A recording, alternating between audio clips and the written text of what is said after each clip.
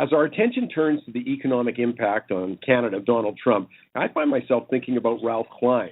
Both leaders had similarities. They can be safely characterized as blunt and politically incorrect. I remember when Mr. Klein was mayor of Calgary and the Liberal government brought in the national energy policy, his response was that Alberta was under attack from eastern creeps and bums. How do you think that played in Toronto? Well, probably about as well as Mr. Trump's hacks plays in Washington. But I don't want to push these parallels too far. That would be a serious injustice to Ralph Klein on so many fronts.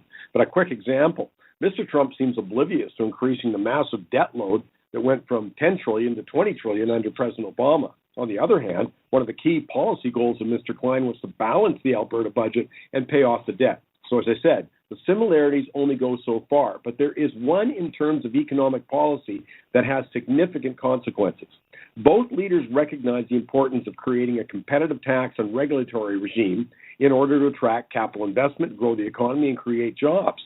People seem to forget that oil prices were as low as $10 in the late 90s, and yet Alberta's economy kept moving thanks to attracting capital due to the province's low business and personal tax rates. Hundreds of BC companies and talented people left for Alberta, and as a result, BC stagnated and Alberta grew.